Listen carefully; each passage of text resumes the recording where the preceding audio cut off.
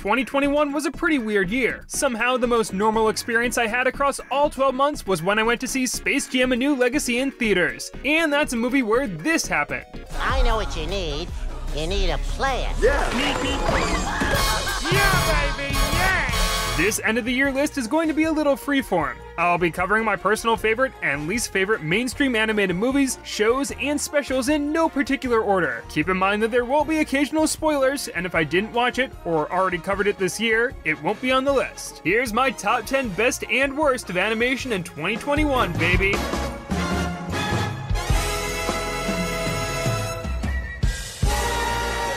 What's up, gamers? I'm Pickle Nick! Today, I'm here to tell you why this season of Rick and Morty was the worst season of Rick and Morty, since the last season of Rick and Morty I said was the worst season. If they keep this up, I'm gonna stop watching. I'm gonna do it, and oh snap! Is that a bird? Adult Swim air premieres of their biggest half-hour comedies back-to-back, and after getting a grab bag of ideas that didn't feel fully formed with Rick and Morty Season 5, I gravitated towards Tuca and Birdie Season 2. I was introduced to the former Netflix original this year, and besides the painfully short intro, it made the jump to cable without skipping a beat to explore codependent and toxic relationships with mature themes and inventive inserts. Plus, I find that swearing is just kind of funnier when it's censored too. What's our favorite curse word? Is it Oh, that's sweet. Only one night delivered episodes of both Tuca and Morty and Rick and Birdie that I highly recommend. July 4th, 2021. Thanks, America. A Rick Convenient Mort evolved past its initial Captain Planet parody to detail all of the highs and lows of Morty's first serious relationship, and Beth got a chance to be a proactive mother when it ended in tragedy. One of my favorite subplots in ages is also here, where Rick and Summer go on a bar crawl across doomed planets. It isn't as heavy, but it's still a welcome addition, as Rick has moments of vulnerability that parallel Morty's themes of commitment and sacrifice. There's only one solution for Earth's pollution. You! Nighttime Friend is more serene and indulges in the simple question of what Birdtown is like for Tuca after dark. The moody, blacklight look is a strong backdrop for her to naturally form new relationships and test old ones. The plot does meander, but Tuca and Birdie approach this concept with calm and confidence instead of trying to hide its true nature from viewers, and I grew to appreciate that every week when it was on. Now, I gotta ask, what was up with Adult Swim and birds this year? Bird up! Oh no! I accidentally got distracted and tripped on today's sponsor! This video is brought to you by NordVPN, which protects both your connection and privacy on the internet from hackers and third parties by encrypting your online data. You can access over 5,200 servers in 60 countries, connect to 6 devices across one account, block ads and malware, and stream exclusive content from all over the world. Next to the competition, this is the fastest VPN on the market, and changing your virtual location just takes one click. I use NordVPN to watch the new seasons of shows that aren't yet streaming, or they are available on a streaming service that I use, just in another country. Like the new season of The Simpsons is already rolling out on Disney Plus in Canada, and all of Rick and Morty is currently on Netflix in Australia. I hope that makes it easier to check out some of the episodes that I'll recommend in this video. Go to nordvpn.com/Nicktendo or use code NICKTENDO to get a 2-year plan plus 1 additional month free with a huge discount. That's NICKTENDO. Thanks to NordVPN for sponsoring this video.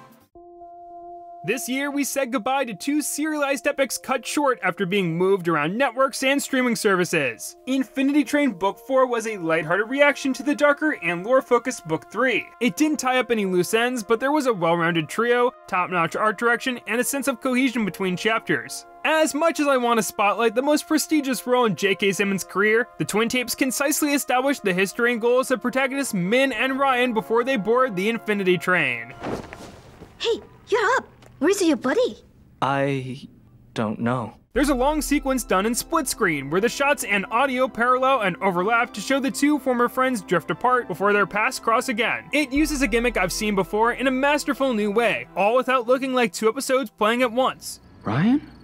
Final Space Season 3 wasn't able to overcome the issues that plagued its whole run, like annoying comic relief or manufactured drama, but this season was definitely the best, especially when it took itself seriously and showcased beautiful visuals. There aren't many cartoons coming out where it feels like any character could die at any point, and that extends to the season finale, The Devil's Den. There's an interesting and justified hero turned villain, and just about everyone had a character building moment that wrapped up their arcs over the season or even series. Despite one downer of a cliffhanger, I think Final Space ended on a high note. Let me just pull up a good clip for reference.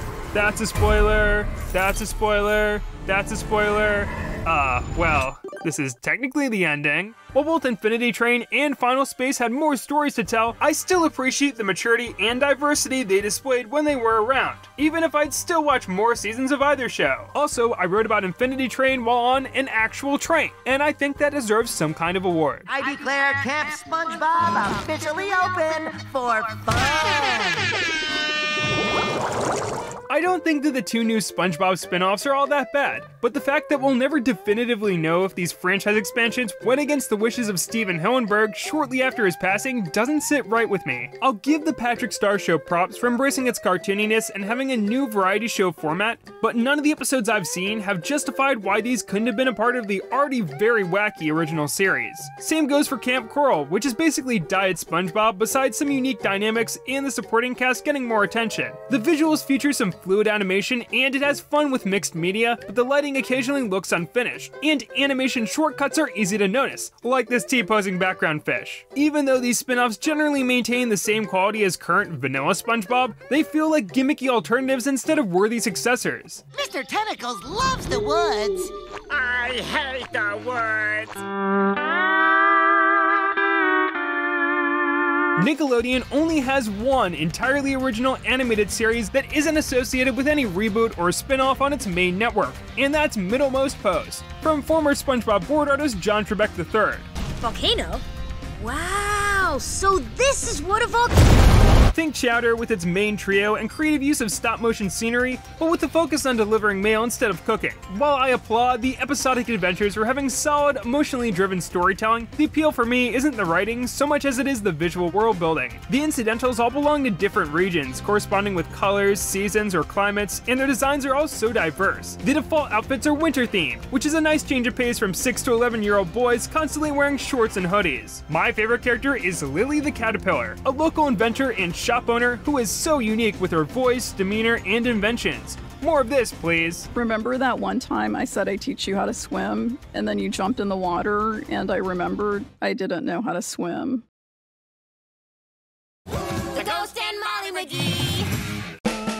It was so refreshing to see Disney push a new property about a grumpy ghost being cursed with the friendship of an optimistic young girl. The opposites attract buddy comedy premise feels like it was sat on for 15 years, but aspects like the sense of authenticity with the Midwestern setting, or ghosts not being a secret to Molly's family feel modern. It picks up the mantle from Phineas and Ferb and features at least one song in each episode. The genre's slowly but surely diversified, from bubblegum pop to Afro-Cuban to classic show tunes, like in the Hanukkah episode Festival of Lights. So I did a lot of research into Hanukkah, which I now know unfolds over 8 subsequent nights and is also called the Festival of Lights. I consider it a highlight for how each of its 8 tonally distinct segments explore classic events and the history of the holiday alongside the family traditions and background of Molly's timid friend Libby. Also, Scratch the Ghost is voiced by Dana Snyder, and the day I grow sick of his voice is the day I die. This guy is a huge celebrity. He's stepping foot in Brighton. Oh, really? Wait till you see what I have planned. Ah, we're going to murder him. On the opposite end of the Spectre spectrum is Netflix's City of Ghosts. Hi, I'm Zelda, and welcome to City of Ghosts.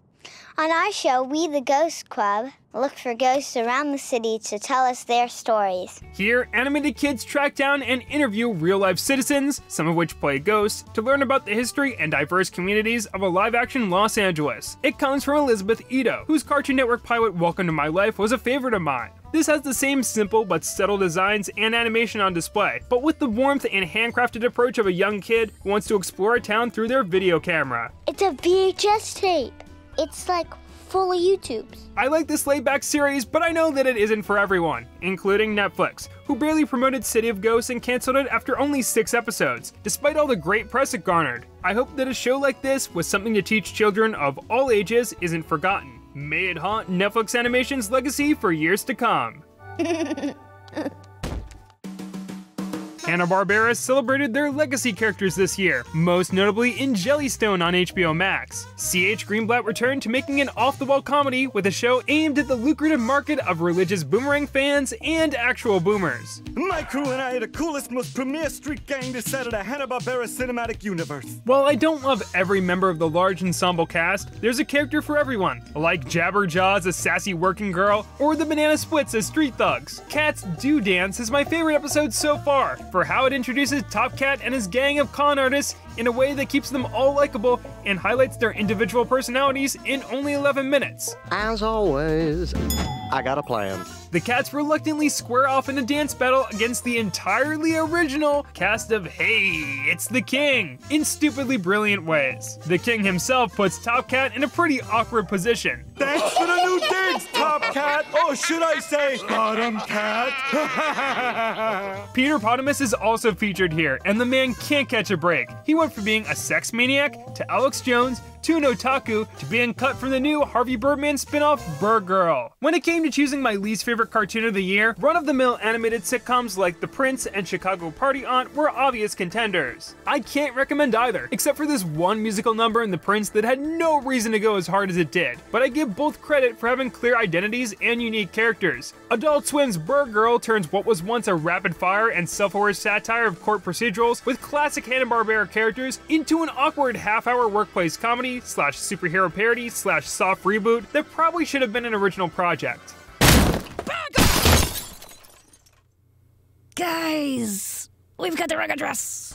The Roy Lichtenstein-inspired art style is slick, but removed from its predecessor, this is a boring cast, plots that feel ripped out of a Justin Roiland show, and it was used to promote NFTs, so I don't feel bad ripping it apart. I mean, this is just a waste of time for the viewers.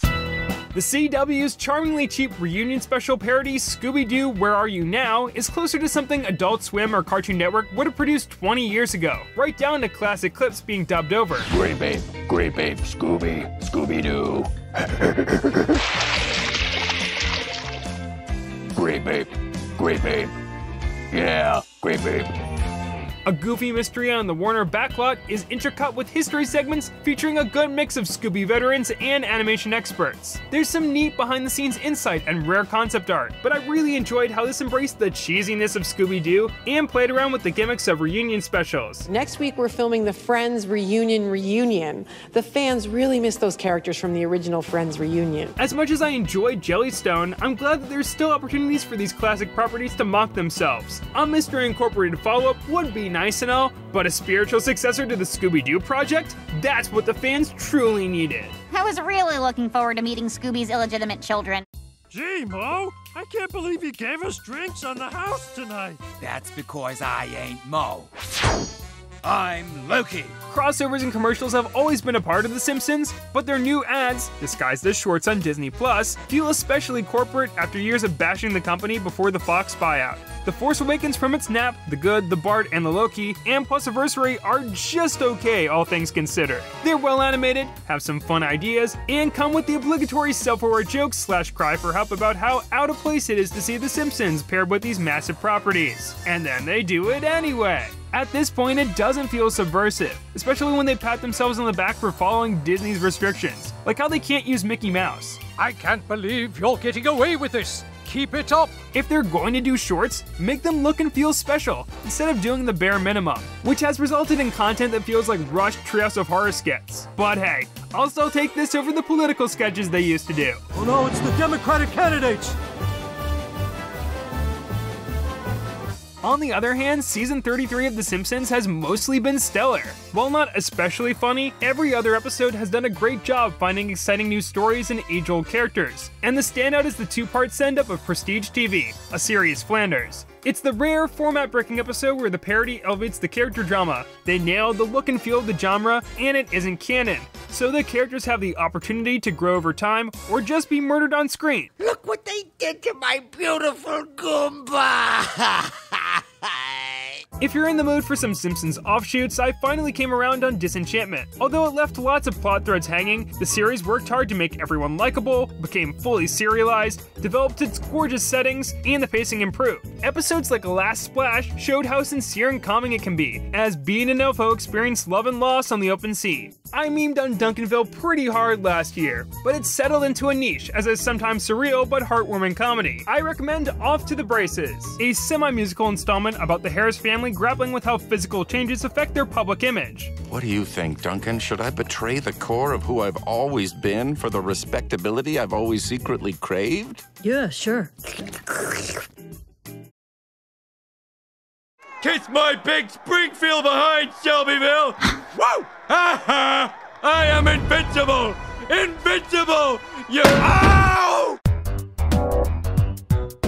Everyone would dislike this video if I didn't talk about these cartoons. Not that I'd be able to tell anyway. With an end in sight, The Owl House Season 2 was packed with plot developments of both A and B stories, new characters that complicate existing dynamics, and a welcome buttload of great LGBTQ representation. A one-note character like Hootie even evolved into a support system for the inhabitants of the Owl House in the terrific Knock Knock Knockin' on Hootie's Door. It's another episode with an unconventional format, because my choices for this list are very, very predictable. I think most people love this one for how much King, Ida, and Luz grow as individuals and grow closer to Hootie. But the dream sequence with Ida just blows me away. I love how much it says with detailed visuals and few words, and I hope to see this cartoon do more of this abstract storytelling.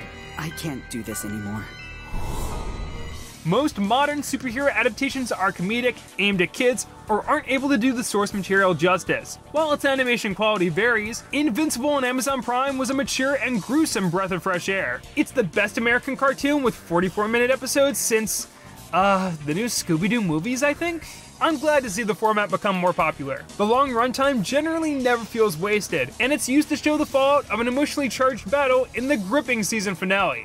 It's time for you to know where I really come from. Without spoiling anything, it plays on your expectations that there will be a twist with the intentions of Omni-Man, the father of the protagonist Mark. But that never comes, and both the audience and characters have to accept that. The best part is how a crucial character turn is punctuated by the clone high hands thing. Not every storyline from the season gets resolved, but it doesn't let the expansive world overshadow Mark's personal conflict. I highly recommend Invincible, as it's the best animated exploration of grounded superheroes to be released this year. That wasn't created by Craig McCracken.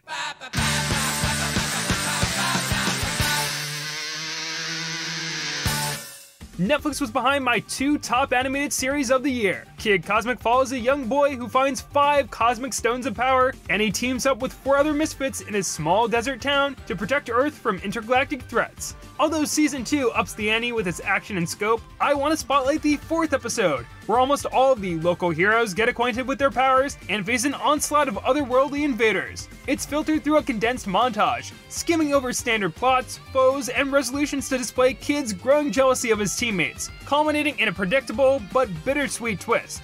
I'd expect everything that this episode offers to be separated into individual episodes if Kid Cosmic was structured like other productions from #1 superstar Craig McCracken. Aspects like the snappy animation of the Powerpuff Girls or the head-bopping score from Wander Over Yonder composer Andy Bean have carried over, but McCracken and his team have taken advantage of not needing to fit the restrictions of cable networks, like consistent episode lengths or always needing to be appropriate for children.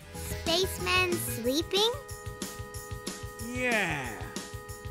Sleeping. I repeat, you could die. I'm already dead inside. Inside Job comes from Gravity Falls writer Shion Takeuchi and is centered around a team in a shadow government organization devoted to covering up real conspiracy theories. It's a Futurama-esque workplace comedy with the twisted history aspect of Clone High and the scope of Rick and Morty, so of course I had a blast with it. There is an over-reliance on dated pop culture references, but I can look past them because there's a captivating focus on exploring the trauma, social issues, and relationships of protagonist Reagan Ridley without feeling too cynical, although some of her teammates could be fleshed out more. I think Inside Job was at its best in Buzzkill, where Reagan, her paranoid father Rand, and yes man Brett travel to a secret free love commune on the moon. Wow, Earth looks so different from space. Yeah, NASA spends a fortune photoshopping Atlantis out of photos. Reagan questioning her blood relationship with Rand grounds an escalating plot about father figures, fake astronauts, and a maniacal Buzz Aldrin. While it may look unoriginal, this is the first cartoon aimed at adults that's really resonated with me in ages. I can't wait for Netflix to follow it up with Big Mouth 2.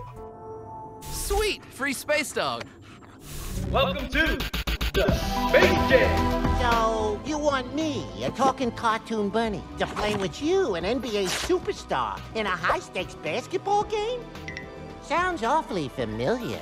Space Jam: A New Legacy is overstuffed, idolizes an unlikable version of LeBron James, misunderstands some of the personalities and relationships between the Looney Tunes, and feels like a YouTube rewind with how it shoves a distracting number of recognizable properties in your face. This is my pick for the worst quote-unquote animated movie of 2021, and it's also everything I could have ever wanted out of a Space Jam sequel.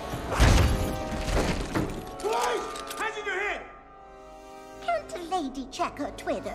The original Space Jam has always been a guilty pleasure of mine, and I knew a sequel that doubles down on crossing over classic characters with NBA superstars while trying to appeal to as many people as possible was bound to fail, but it works more as a spectacle than an actual movie. I don't know why the plot needed to be so dense, why someone thought girl bossifying the female tunes would make them better characters, or why Lola Bunny suddenly cares so deeply for LeBron's son. We can't die here. I have to save my son. But theories about Lola having a dead child aside, when it comes to wacky antics, great 2D and 3D animation, and Don Cheadle hamming it up as an algorithm named Algae Rhythm, A New Legacy delivers. If you disagree, take some of these officially licensed Space Jam: A New Legacy band-aids to protect yourself from how epic the Porky Pig rap battle scene is.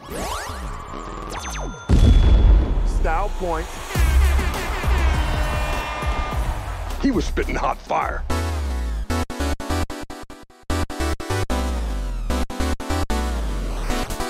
Now, if you want a film that won't cause your friends and family to question your taste in cinema, I recommend Sony Picture Animation's The Mitchells vs. the Machines. It's what happens when you use the hyper-detailed and dimension-bending animation of Spider-Verse to illustrate a dysfunctional family road trip interrupted by a robot apocalypse from the minds of Gravity Falls writers Mike Rianda and Jeff Rowe. It has that same bizarre, in-your-face sense of humor. If you think about it, I was helping the flow of traffic.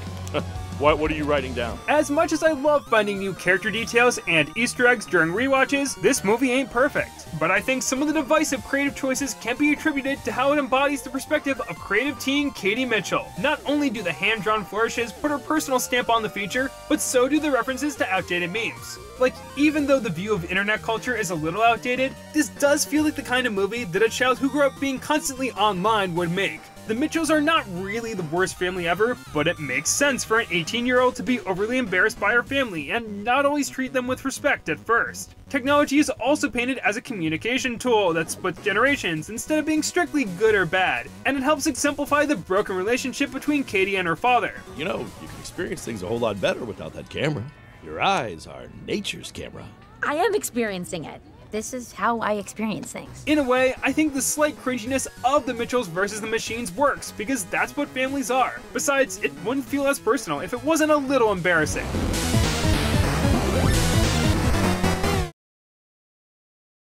Alright, let's make them kiss now. Hey.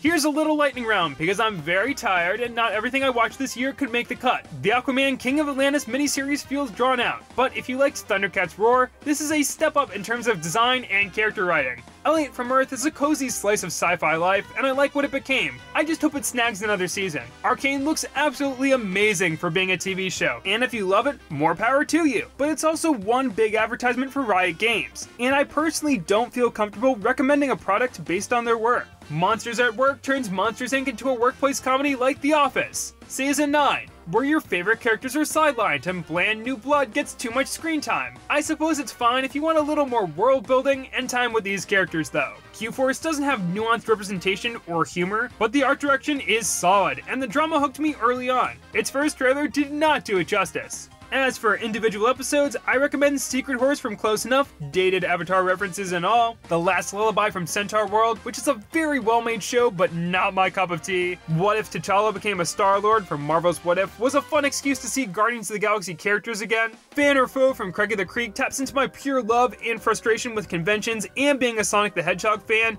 and Animation Abomination from Big City Greens had a well-observed take on the industry. Whoa, the episode's already done? That was lightning fast. That's animation for you. No time for rest, team. Out of the way! This is the series finale of Ottoman Empire. Everything has been leading up to this. To cap off this list, I'll be covering 2 big finales from Disney Channel that were my biggest disappointment and surprise of the year. The 3-part finale of the Ducktales reboot, The Last Adventure, has well-written dialogue, super smooth character animation, kept my attention for 66 minutes, and feels like the culmination of the entire series. Now, the run of episodes leading up to this was already overstuffed with how it constantly introduced important new characters, and I think this finale suffers further. While I admire the ambition, there's no room to breathe. Like, you'll be seeing that comic book scene transition constantly. It tries to end Huey's story, which was the intended focus of Season 3, dive into Webby's backstory, and give as many characters as possible a moment to shine. I also think there's a reveal that, while nicely done, undermines the overarching theme of found family. But at the end of the day, my main issue with The Last Adventure is that it is The Last Adventure, and that there's no Season 4 to explore the wealth of ideas that were recently introduced. Despite a slightly lackluster final season, DuckTales is a gold standard for animated reboots. It got so close to nabbing the top spot on these annual countdowns multiple times, and I'm very pleased to report that Dewey Duck canonically has blood on his hands. Yeah, it makes sense that the co-showrunner of this helped develop Kid Cosmic. Almost ruined the tender family moment.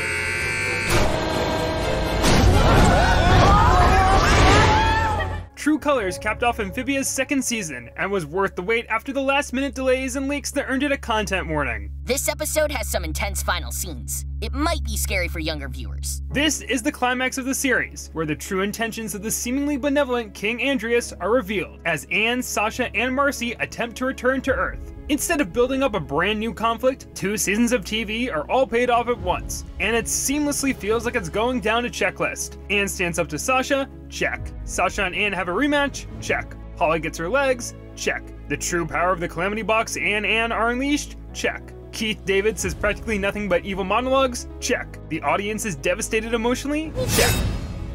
Knowing that Marcy wanted to be transported to Amphibia so that she could escape her problems on Earth recontextualizes the premise of the show. She separated Anne and Sasha from their families just to live out a fantasy, which amplifies Marcy's selfishness, but her motivations are clear and her actions have consequences, so Marcy doesn't become unlikable. It's very well done. I've been missing my parents, my life. But look at how much fun we've had. Look at how much you've both grown. Look at Sprig, I gave you this. I gave you everything.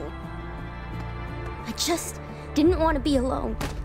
I've enjoyed the first half of Amphibia's 3rd season, even though it feels like a minor step back, because its primary focus is building a new setting from the ground up. It's got that DuckTales problem again, where I want to see them expand on what they already have, instead of setting up something entirely different. It's also in the shadow of True Colors, like the shot choices, action sequences, and sheer scope don't quite measure up. But the series continues to make me smile with its obscure Spider-Man references and making green Hot Pop canon, so it's no big deal. Or should I say, no problem. And that about wraps up this video. Even though I had very little time to make videos this year, I'm pretty happy with how most of them turned out. I'll try my best to ensure that you won't have to wait months on end for uploads in 2022. Some of my biggest projects are in the works, and they aren't all videos, so I hope you stay tuned. I'm Nintendo, and thanks for watching. Man, this show, it always gets to me. I know it's just a cartoon, but things like this, it can bring people together.